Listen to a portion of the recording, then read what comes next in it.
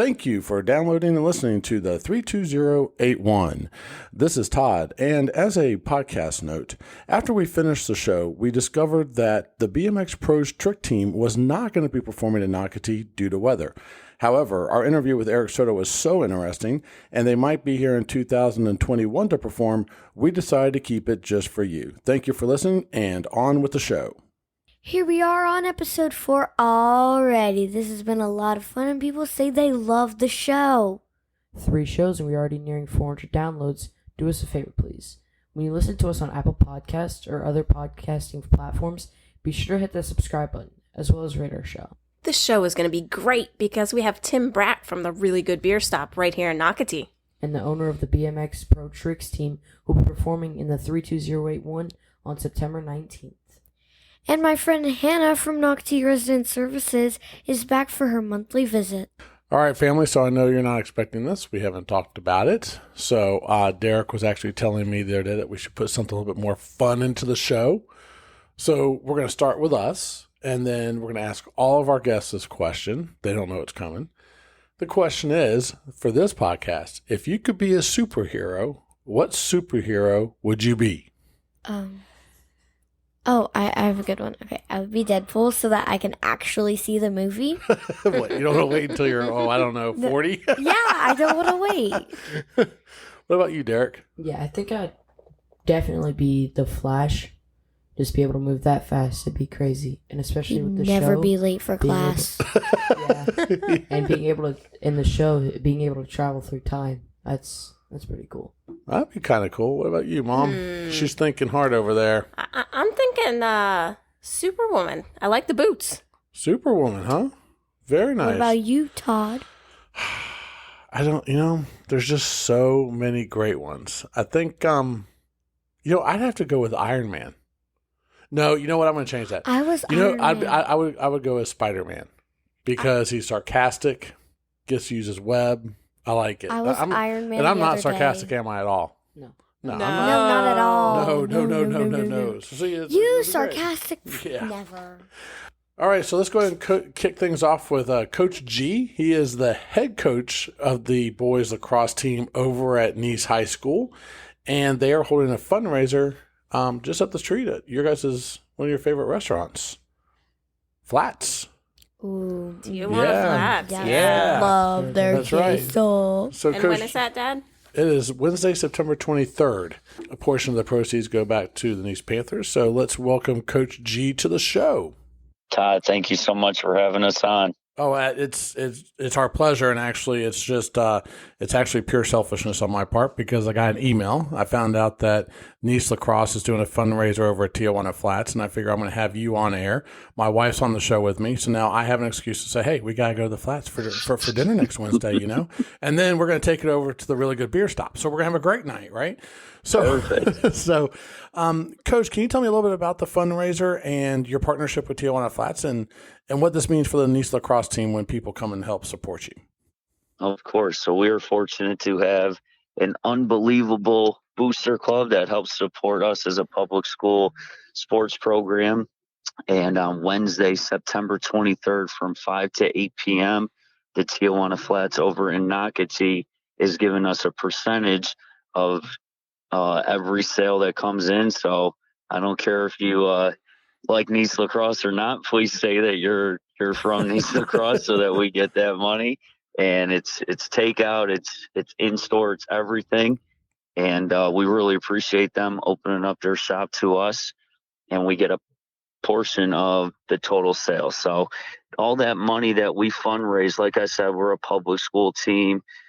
We don't get much, if anything, from the county, from the district. So everything that we fundraise goes directly to our boys in creating the best player experience that we can with, events like traveling to Gainesville to be able to compete against teams like Oak Hall and Buchholz. We pay for all of our yellow school buses as well.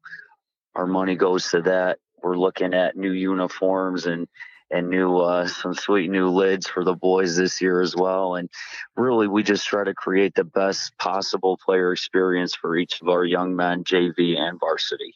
Coach, A lot of people see advertisements for fundraisers such as this, but I don't think they really know how such events really add up to make an impact for the team. It's so true. It's so true. I mean, we literally could not have high school sports without our supporting community members. And like you said, just people in the community that support these type of missions and actions because, we don't get that funding. So we so appreciate any small gesture. You go out and get, nachos and queso from Tijuana Flats next Wednesday. We appreciate that because that, could buy a kid a mouth guard to help pay for, a bus trip to Creekside. Everything that we get is going back to the experience that our boys love so much. Coach, I gotta know, what is your favorite thing on the menu at Tijuana Flats? I think I got to go with the, chicken burrito. Don't hold the cheese, and let's put some green salsa on that bad boy. Okay, Coach, we are having some fun with our guests this episode. We're asking everyone if they could be a superhero, what would they be? What you got for me?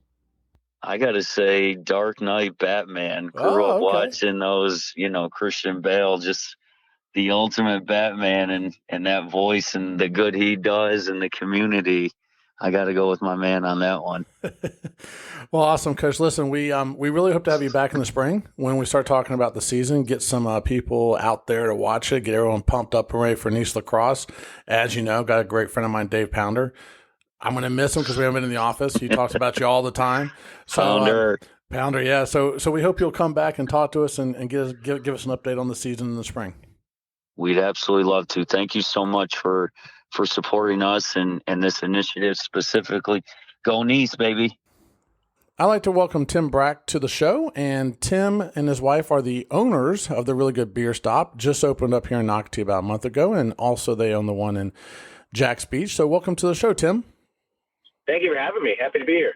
I'd like to talk about the fact that the interesting thing about the Really Good Beer Stop when Kendra and I went to visit it is that it is a community watering hole, so to speak. Someone asked me to describe what the feeling was like, and I'm like, it's a coffee shop that serves beer.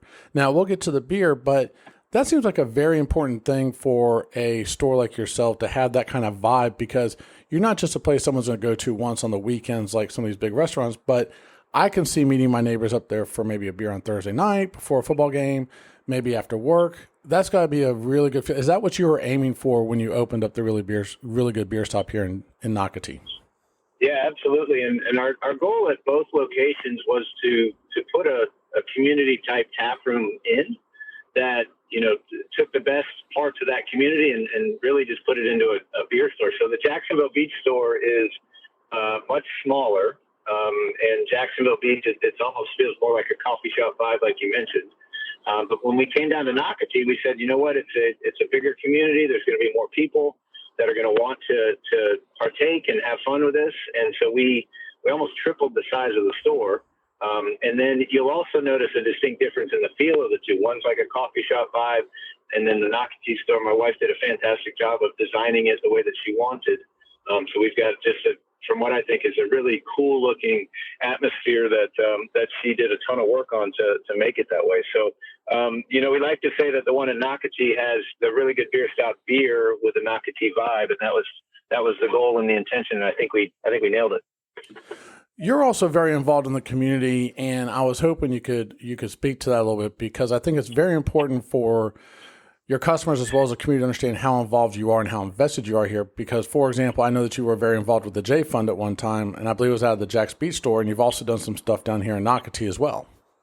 Absolutely, yes. So the J Fund does a program called Hops That Help. We did the very first one 5 years ago at our store in Jack's Beach. It since has grown quite a bit. And they moved it to Southern Swells, which are some dear friends of ours in Jack's Beach as well, at a brewery that's much larger. And then we've done it there the last 3 years. And then this year they're doing a split one. They're doing one in Nocatee at the splash park in the amphitheater area. And I think that's coming up soon. And I want to say they may have already sold through all their tickets, but if not, you can go to TCJ Fund and learn more about it. But the goal was they've got a great wine gala, and we always had the concept or thought of how about we do a beer gala. And, nice. my goal is still in place to where, we want to have a beer festival that benefits the J Fund, because I believe in that charity and what they're doing, and they're just doing such great things in our part of the country, in our part of the state. And then even in Nocatee, we had this last week, we had a group do a ruck from Jacksonville Beach all the way down to Nocatee. These guys walked about 10 miles. They were raising funds and awareness for a military-based charity that one of them was very passionate about. And the reason we chose to get on board with it was they were finishing their ruck at 9:30 on a Saturday, and a friend of mine was part of it. He said, would you guys open up early and just let us have free reign of the store? And we let them in at 9:30. They stayed till noon until we opened. And, we allowed them to raise more awareness in the area, and also, have a couple good beers to satisfy themselves after a long walk down the Intercoastal. Well, that's a great segue into talking about beer, because that's where I was going to go next. So when I went in with Kendra and we went into your shop for the first time, I love beer. I love tasting all different kinds. I've brewed my own. So when I saw the really good beer stuff, I was thinking, oh my goodness, I'm going to have like all these hundreds of choices. Like you see all these, chains with all these taps behind there, and you're wondering what to get. And you do have a very good selection, don't get me wrong, but it was really interesting to see, because you had some beers that I've never seen, never heard of, but then you also had like ales for certain people. You had, a stout that was on tap. It seemed like IPAs, some of the fruity beers they've got out now, and then also wine. So can you talk a little bit about your selection? Because I was really amazed by it. Kendra loved it, and I mean, it's just fantastic. If you want to try something new, your place is the place to go. For sure. And it's funny when you talk to people about craft beer, they always go to, I don't like IPAs, right, because that was really the most popular one that kind of kicked the whole fad off of craft beer. And it's been around for a while. You look at like Sierra Nevada and Bell's, those breweries are 35 and 40 years old now. And they were the original hotheads, if you will, that were building these beers out. So a lot of folks associate craft beer with bitter beer.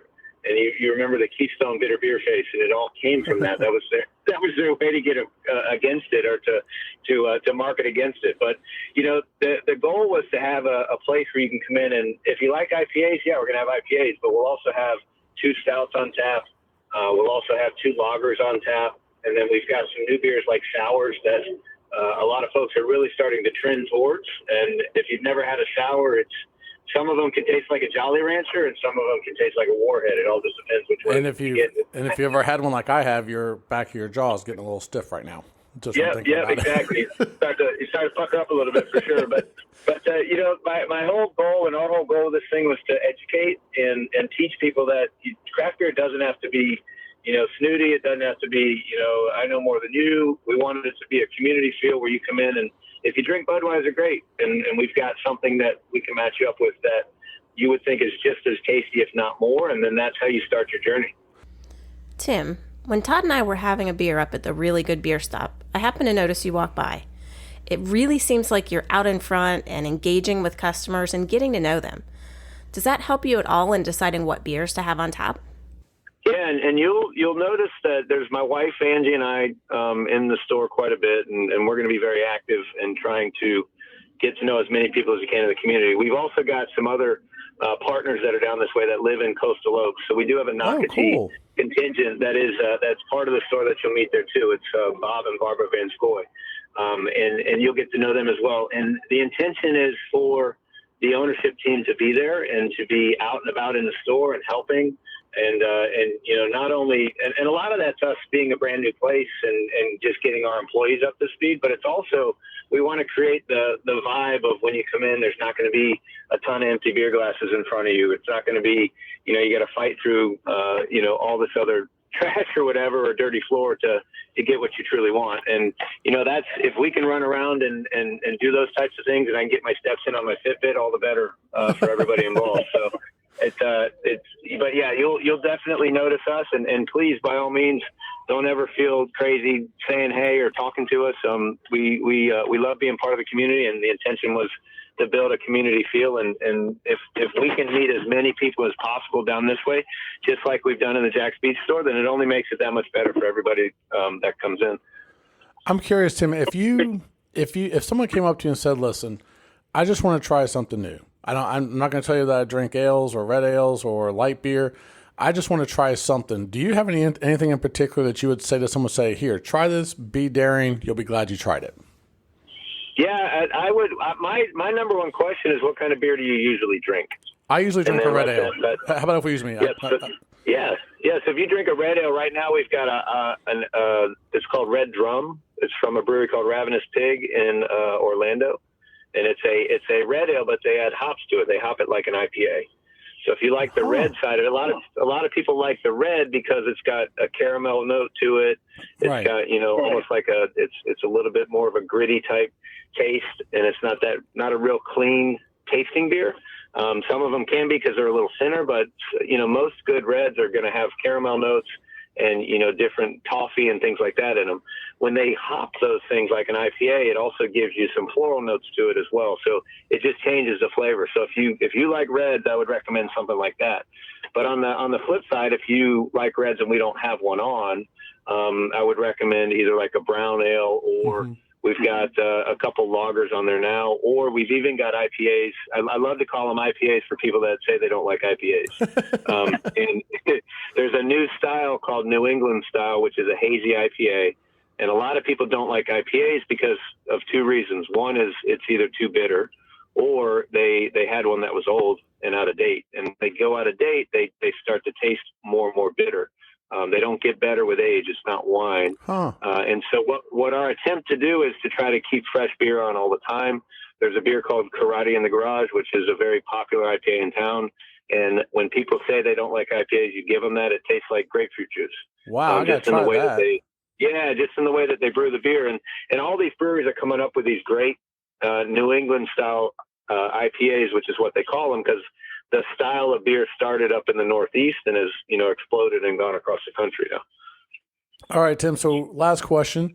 We're having some fun here on the 32081 and talking about what superhero we would be if we could pick one. What's yours? I would say Batman 100%.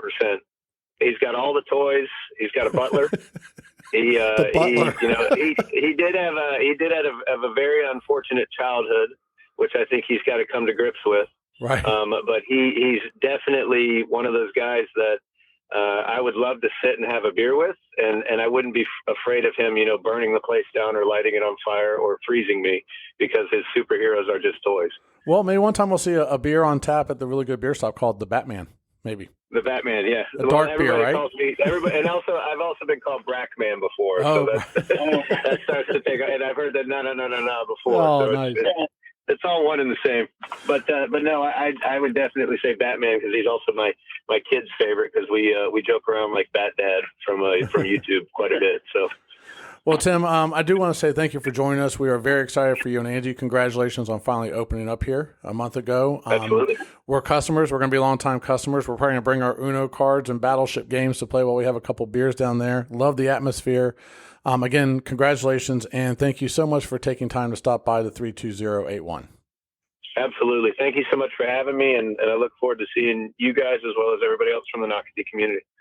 Now it's time to welcome on my friend Hannah from Nocatee Resident Services to tell us what is coming up in October. Hi, Hannah. Hello. Hannah, your team put on some great events in September. What do we have to look forward to in October? Well, we have a lot of great events coming in October as well. We have our normal family bingo, First Friday trivia, the Food Truck Fridays, and then we also have some holiday events coming up. We have the family camp out, which is definitely a very popular event that we try to do out here twice a year. So that will be taking place on October 10th. We have the Nocatee Farmers Market, which is our fall festival theme, and that's on October 17th. So we usually have the petting zoo come out. We have a band that has live music. We have hay rides for the people that attend the market. And actually this year we are also incorporating the pumpkin carving for Nocatee residents into the farmers market. And then we also have the family Halloween party, which will be on October 23rd and the 24th. So 2-night event, which has lots of different activities. And it will be a resident-only event both nights this year. Hi, Hannah. One of my favorite events is Nocatee Glow and all the holiday events Resident Services puts on. Is your team already underway planning on what type of events will be held this holiday season? Yes, we are. So we have Nocatee Glow scheduled again this year. It's 2 nights. We also are planning on doing Breakfast with Santa. We will have the holiday golf cart parade again. And we also do the Winterfest Farmers Market. These events, though, just keep in mind, we are planning them right now, but we're also still, right in the middle of COVID. And so we're just watching everything. And the events might be modified a little bit just based off of what it's going to look like in December with everything going on. But we are still planning at this point in time to have all of them. Hannah, one thing people don't know is that your team is literally working the month before on events for the following month. Not everything is planned 6 months, 12 months in advance. That's really impressive because it seems like this allows you to customize the events based on current happenings such as the pandemic. Yes, so we do plan pretty much everything out for the year ahead as far as just kind of plotting stuff on the calendar, especially with family bingo, trivia, beer and bingo, food truck Friday, because those are always the same day of the month. So we know exactly where those are going to go. And then the other ones we kind of put in as tentative, and most of the time the events do stay where they're at when we first start planning for the next year, so for 2021, we started planning for that back kind of in the beginning of summer, just kind of plotting things on the calendar. But we do have events that pop up occasionally or things that residents reach out, which we're always open to taking suggestions from residents on event ideas. And so for October, just to kind of give you an example of one, we actually have an event that just came about a couple of weeks ago, and it's an evening with Daniel Rodriguez, the singing policeman. So Friday Musical is actually partnering with us on this event because they're bringing him in. So they reached out to us about would we be interested in having him come out one of the nights. So on October 22nd, we're going to have him at Nocatee Station Field. So that's kind of an example of an event that we didn't plan out a year ahead of time. It's just something that ended up coming to us. So if we have the availability on the calendar and we're able to make it work, then yes, we always want to have as much as we can and cater to all of the residents, having family events, adult-only events. And so, yeah, that's very much Well, I want to say, Hannah, I know we've only been on one podcast together, but you and I have talked and exchanged emails. I just want to make sure all the Nocatee residents appreciate what you do because you guys do a lot of work that we don't see behind the scenes, and you guys do a great job. Oh, thank you. That definitely means a lot because it is a lot of work, but it's also fun, and we really enjoy all the events we get to put on and just getting to meet the residents and, like I said, taking suggestions and ideas from them because we want to know, what do you want to do? Like, what's fun for you? And so that definitely helps us with planning. Hey, Hannah, before we let you go, can I ask you a quick question? If you could be a superhero, which one would you be? I would probably choose Spider-Man, honestly. So I chose Spider-Man. And I really don't have any reason other than I just think it would be really fun to throw the webs out and just kind of swing along, See, I picked him because he's sarcastic. So I like that. I guess, yeah, Spider-Man's probably my favorite. So that is who I would choose. And look at your resident services, and he's the neighborhood Spider-Man, right? So that works out perfect for you. Yes, exactly. There you go. Hannah, thanks for stopping by, and it was great talking to you again. We look forward to hearing from you next month. Thank you so much for having me. I look forward to talking to you guys again. We would like to welcome Erick Soto from the BMX Pros Trick Team. Welcome to the show, Erick. Hey, how's it going, guys? Erick Soto here. Thank you so much for having me. If I'm a spectator who has never seen a BMX performance, what can I expect to see? Well, if you've never witnessed it, you would definitely expect, to be on your toes. It's a lot different. Most people have seen or heard of BMX either on TV or on a magazine, etc. But when it's a lot different than when you see it live in person.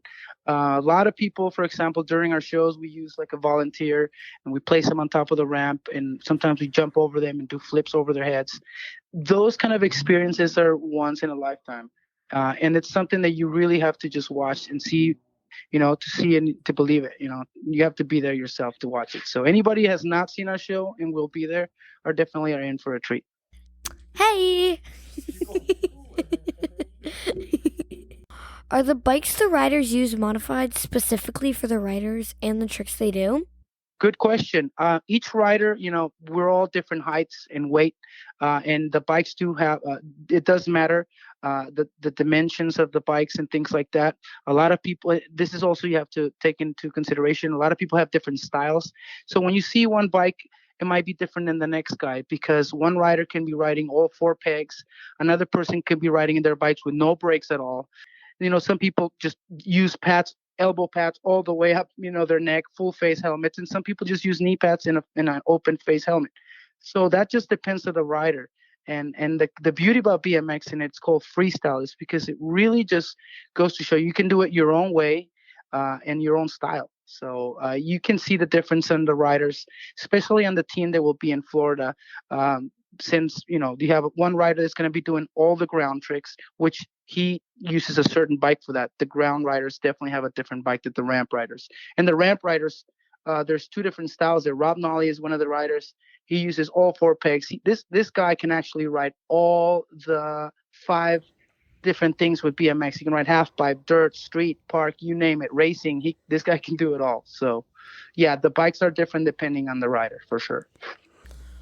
So as a mother, I have to ask, what type of safety equipment do the riders use and how often do they have to train? Good question, Kendra. Like I said, definitely a helmet is definitely a must. It's an extreme sport. So by nature, we are going to fall down and there's no better way to, the safest thing you can do, at least cover your head. Some riders prefer knee pads, shin guards. Gloves is a preference. Some riders like them, some riders don't. In Florida, it gets really hot and humid. So the more pads you have, the hotter you're going to be when you're pedaling your bike. So a lot of riders, it almost depends on the riders. I personally prefer knee pads, shin guards, gloves, and a helmet. And that's pretty much all it does for me. But I have riders in my teams that use ankle guards, knee pads, shin guards, elbows, gloves, sometimes even a chest protector. So it just depends of the rider. But yeah, definitely a helmet is definitely the one where everybody uses. Can you talk about how the team initially got started and how many shows does the group usually do a year, and what are some memorable places where you have performed? Good question. Yes, we are the oldest and largest traveling stunt team. We've been around since 1991. We started in Southern California and then eventually expanded to other states across the United States of America. I took over the company about 5 years ago. I've done a lot of I used to work for this company as a writer. Then I became a team manager, and then eventually I became the owner. So I have a lot of different memories that stand out personally. I've done 75 days straight at a water park. I've done TV commercials. We've done stunts for the military. Bikes over Baghdad, where we go overseas and entertain the military. You name it. We've done it all. But we also do quite around 300 shows throughout the year. A lot of those are school assemblies where we promote bike safety.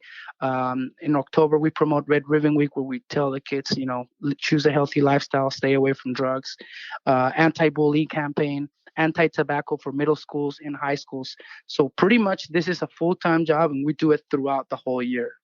For people coming out to watch, when they get excited and cheer, does that help pump up the riders? 100%, Eric. Good question. We actually thrive off of the noise from the crowd. In fact, when we start each show, the announcer always goes, "Hey guys, the more noise you make, the bigger we're going to go." That's something we definitely feed off of as riders. In fact, since the COVID-19 came in, we've done a few live shows where we couldn't have a crowd in front of us. And it definitely changed the perspective. I mean, we still were able to do all the big tricks like backflips, 360s, Supermans, the big stuff. But it's just definitely not the same. It helps a lot when we have a crowd that can cheer us on and pump us up. Sometimes we have riders where they use the opportunity of being on the show in front of a crowd, and they have a new trick that they kind of learn on the foam pit or on a lake jump, and they want to execute it for the first time on a ramp, and they take that energy from the crowd and they go, "Come on, let's hear it for such so-and-so. He's going to try this new trick he's never done." I personally done it myself. A lot of riders have done it during shows. So to answer that question, the crowd helps a lot, and it's a big part of the show for sure. Erick, we are asking our guests this podcast if they had the chance to be a superhero, what superhero would they be? So which one would you choose? Oh, wow. That's a good question. I would probably think the Hulk. The Hulk. I like it. The Hulk. I'm trying to picture a Hulk on a BMX, though. The Hulk can get moody. He's sensitive. And he's tough as nails. So, I mean, that pretty much described my personality. I love it. That's great. So, yeah, I mean, unless it's the first one that came to my mind. So that's awesome. Erick, thank you for taking time to stop by the 32081 and talking about the BMX Pros Trick Team. And we are excited to see the team in action. Erick, it's been a pleasure. Thank you guys for having me and to give me the opportunity to the people that are listening to know where we're coming from, what we do, and what to expect on Saturday when people go out there and check us out. So hopefully we don't let you guys down. I'm pretty sure we won't. We don't let anybody down. We are the pros for a reason. So thank you guys for listening to us for sure. Wow, we finally get on our schedule with every other week, and we had one packed show there, didn't we, the guys? Oh my gosh, yes. Packed full of great things, too. It wasn't just packed, it was packed full of great things. Yeah, it was. And I meant to, how's school going? Since we talked to Miss Richardson at the beginning of the year, how's it going for you? Pretty you like good. It? Yeah, pretty good? Yeah. How about you, Derek? Like she said, controlled chaos. Pretty well. How Very much is. Gotcha. I don't know what you're talking about over there. How about the Bobcats? You guys are on a roll right now. Yep, 2-0. 2-0. That's awesome. So you guys got some big games. People can come out, cheer you on. It's ridiculous how many people go out there, isn't it? It's awesome. It's crazy. So and the really good beer stop. I think the one thing we need to take Kendra next time are some Uno cards and maybe Battleship. And pick up a bite to eat and bring it over with us. Bring it over there, yeah. Maybe get some flats. Take some flats over there, right? Yeah, I'm not playing Uno with you. You cheated, Uno. I do not. Yes, you do. Yes, you do. No. But anyways, we want to thank everyone. Make sure to subscribe to us on whichever platform you're listening. Also, please be sure to rate us. Right now we're at 5 stars, and we do appreciate everyone that's been rating our show. And we look forward to hearing from you next time. As we sign out here, I'm Todd. I'm Abster. I'm Kendra. I'm Derek. And thank you for listening to the 3, 2, 0, 8-1. Bye-bye.